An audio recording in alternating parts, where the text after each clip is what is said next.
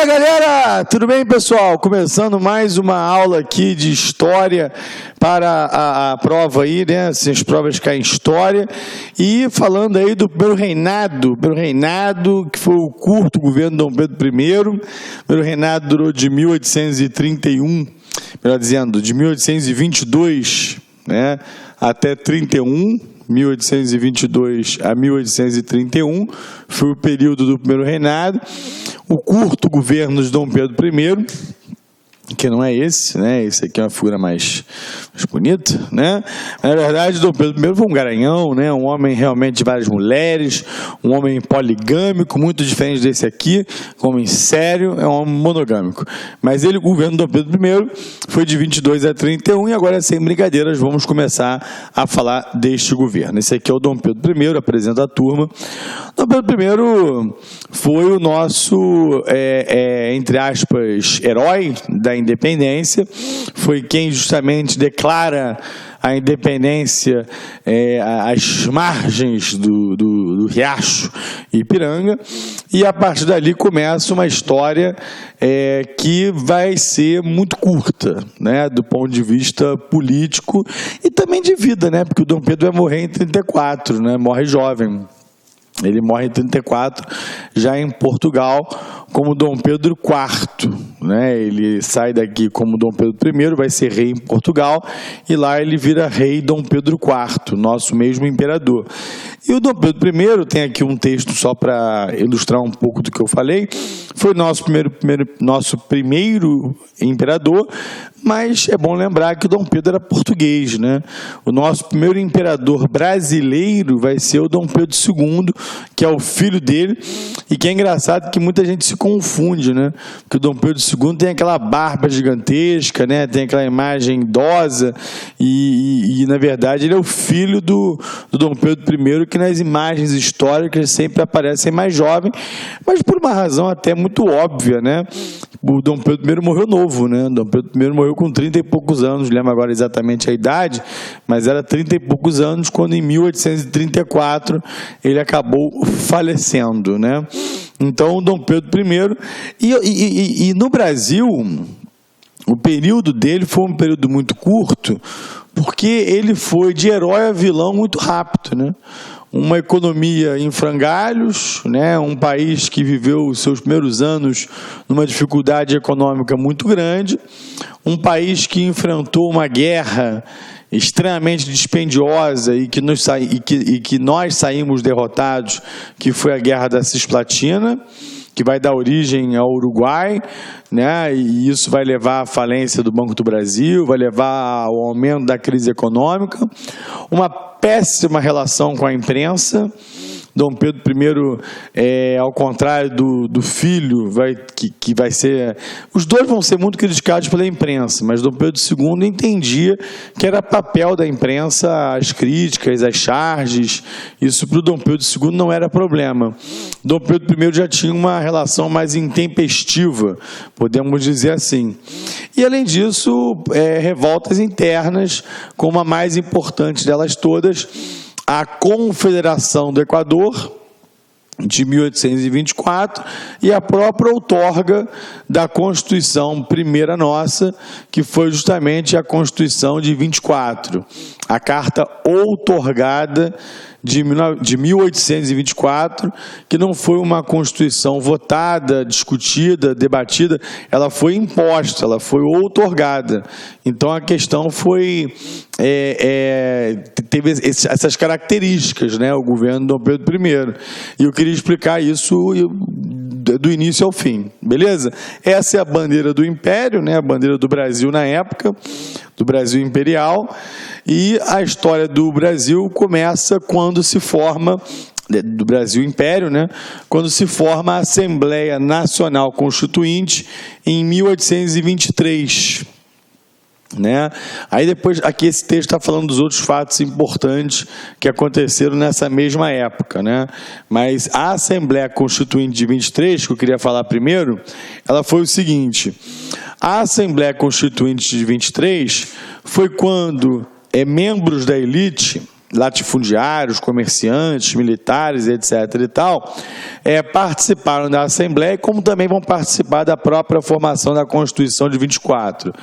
Mas a Assembleia Nacional Constituinte, ela foi formada pela elite brasileira para elaborar a primeira Constituição do Brasil. Só que esse projeto, ele não era a Constituição de imediato, porque para virar a Constituição brasileira era necessária a aprovação do imperador. Era necessário que o imperador Dom Pedro I aceitasse, né? E por isso o regime não era evidentemente democrático, era um regime monárquico, que a última palavra era do imperador. E esse anteprojeto, né, ante com E, né, que é anterior, né, não é ante com I, para ser contrário, esse anteprojeto, que ainda não é uma Constituição, ela tinha várias características que desagradavam ao Dom Pedro I. Ela tinha várias características que iam de encontro às ideias de Dom Pedro I iam de encontro, não, iam ao encontro, iam de encontro, é confuso isso, né? Iam de encontro, ou seja, eram ideias conflitantes, porque Dom Pedro não aceitava que este projeto fosse, por exemplo, anti-lusitano. Quer dizer isso, anti-lusitano é anti-português. Esse projeto ele tinha algumas limitações para que portugueses exercessem determinados cargos políticos. Essa Constituição ela tinha limitações para que comerciantes portugueses exercessem suas funções, as suas atividades comerciais. Perfeito?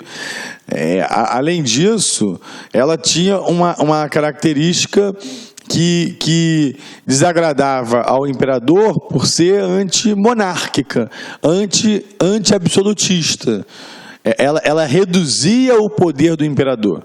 Então, além dela ser anti-lusitana, lembrando que lusitano vem de português, né? Anti-portuguesa, e o Dom Pedro era português, e era uma Constituição que pregava ideias iluministas, liberais, do ponto de vista político, isso evidentemente não vai agradar ao Dom Pedro. E era uma Constituição, né, um projeto de Constituição, que vai entrar na história como a Constituição da Mandioca. Um nome jocoso, um nome pejorativo que a imprensa apelidou o projeto, porque ela estabelecia o voto censitário, que era muito comum em várias constituições do mundo, o voto ser censitário, que era justamente o voto em que só determinados segmentos da sociedade podiam votar, aqueles que tinham uma condição econômica favorável. Só que, ao contrário de se estabelecer um censo, né, de estabelecer uma meta financeira, esta Constituição de 23, né, esse projeto, estabelecia que o votante ou o a ser votado, né, que tinha isso, né, você podia participar do processo sendo eleitor e podia participar do processo, além de ser eleitor, como elegível, né? A determinação era através da quantidade de terras que você tinha para a produção de mandioca, ou a produção de mandioca que você tinha anual. Então, era uma determinação esdrúxula, né? Era uma determinação completamente fora do contexto de qualquer constituição do mundo, que normalmente o censo era grana. Era dinheiro, tem dinheiro para votar, ok, se não tem dinheiro para votar, não vota. Isso não era o absurdo era a mandioca. E aí é que se justamente apelida-se a Constituição, o projeto constitucional de Constituição da Mandioca. Esse anteprojeto estabelecia a clássica divisão estabelecida pelo... Repetir a palavra estabelecida, perdão. Ela determinava a clássica divisão estabelecida pelo Barão de Montesquieu dos 3 poderes, né? Legislativo, executivo e judiciário, poderes harmoniosos, poderes equidistantes, com poderes, né, com o igual tamanho e peso, e isso também não vai agradar a Dom Pedro, já que, evidentemente, Dom Pedro tem intenções de ser um imperador absolutista. E essas condições impostas pelo projeto de 23 limitavam o poder dele. Então, em cima de tudo isso, eu já estou te adiantando, Dom Pedro não vai aceitar a Constituição da Mandioca. Vai rasgar o projeto, vai mandar invadir o parlamento brasileiro, vai prender os congressistas opositores, e esse episódio vai ser conhecido como a Noite da Agonia. Anotem isso que é importante. É a Noite da Agonia. É quando os parlamentares tentam se enclausurar dentro do parlamento, dentro do Congresso, evitando a invasão das forças de repressão do imperador. Não conseguem e acabam grande parte deles presos porque eram opositores a Dom Pedro I. Então, o projeto de 23 nunca saiu do papel. E aí Dom Pedro cria a Constituição de 24, né? Cercado ali por seus asseclas, né?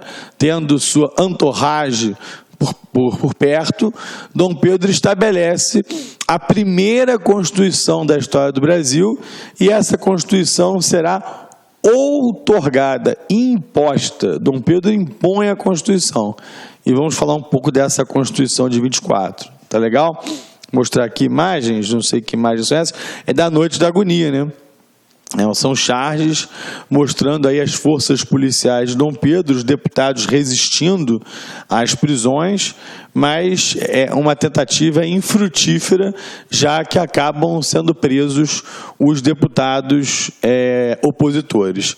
E está aqui, então, a Assembleia Constituinte, que acabou sendo dissolvida e muitos deles acabaram presos. Aí Dom Pedro, então, cria a nossa primeira Constituição, que é a Constituição de 1824, uma Constituição que tem algumas características bastante peculiares, específicas mesmo, como, por exemplo, o estabelecimento do 4º poder. Nós tínhamos a divisão clássica em 3 poderes, que eu já disse, legislativo, executivo e judiciário, e agora se estabelece o poder moderador. Anotem isso aí no caderno, que é importante. Foi criado o poder moderador, que na prática era um poder que era exercido pelo imperador. Então o imperador ele já tinha o poder executivo em suas mãos. E agora, além do poder executivo, ele vai ter o poder moderador, o que acaba caracterizando um regime autoritário, né? Um regime extremamente autoritário, já que Dom Pedro tem em suas mãos 2 poderes contra os outros que não podem se unir, já que são independentes, são autônomos, né? Já o Dom Pedro usava os 2 poderes, que era ele que era o chefe dos 2, tá certo? E além disso, uma outra questão importante, aqui, tá vendo? Antes de eu falar da outra questão importante, estrutura de poder fortemente centralizada, né? Ou seja, isso na figura do poder moderador. Está até aqui o poder moderador, o texto do que era o poder moderador.